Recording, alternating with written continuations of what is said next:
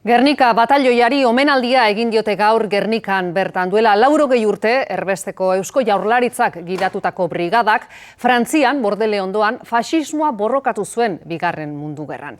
Garazia Iesta gaurko ekitaldian Imanol Pradales lehendakariak iragana gogoratzeko beharra azpimarratu.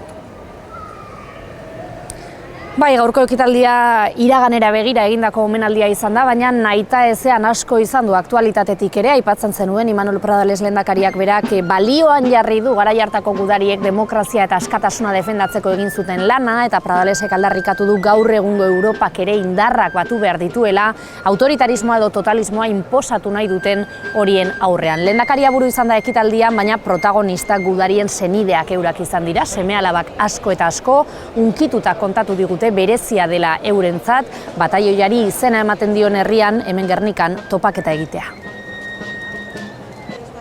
Gernikan giza eskubideen ikurra den herrian omendu dituzte gaur Frantzian nazien kontra borrokan egin zuten Gernikako batalioiko kideak. Voluntarioak eta gazteak gehienak askatasunaren alde egin zuten borroka, gazteenak Jokin Atorrasategik 17 urte zituen. Oso harro. Bera ez dakit, nola esan, baina oso harro sentitzen zuen egindakoarekin. Senitartekoentzat oso egun berezia izan da. Berentzat berri jasan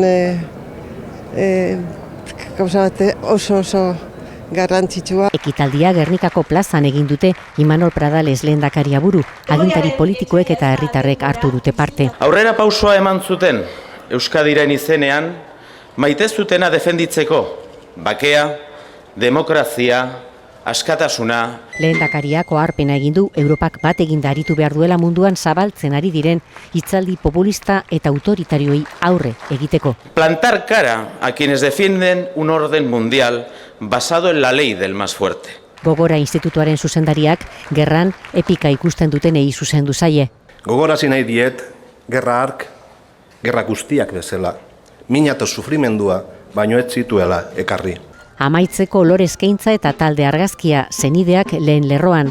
Frank Dolosor lankideak egindako ikerketari esker jakin dute batzuek euren senitartekoa Gernika batalioian izan zela. Pues encantada de haber participado, haber conocido a Fran.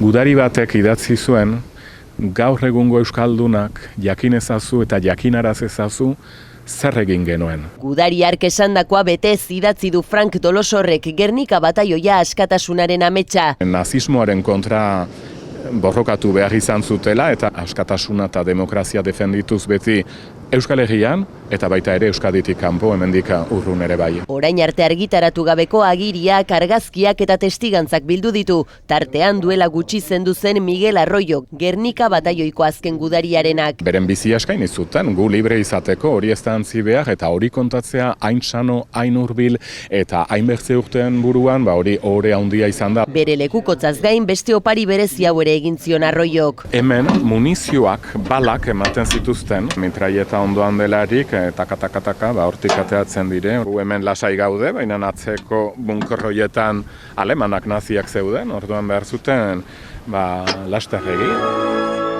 Gainera, Dolosorrek nabarmendu nahi izan du askotariko gizonek osatu zutela Gernika batalioia. Jeltzaleak, sozialistak, komunistak, anarkistak eta ideiarik gabekoak ere antxe ziren frankistak salbu denak elgarrekin gure familien historia da. Kepa Arrizabalaga futbol jokalariaren senide bat antxe egon zen, gero Juan Martínez de Irujo pilotaria norkeztu ezagutzen eta bere amaren osaba bat. 80 urte igaro badira ere gaurkotasunari lotuta dagoen iragana dela, ekarri nahi du gogora lan honekin.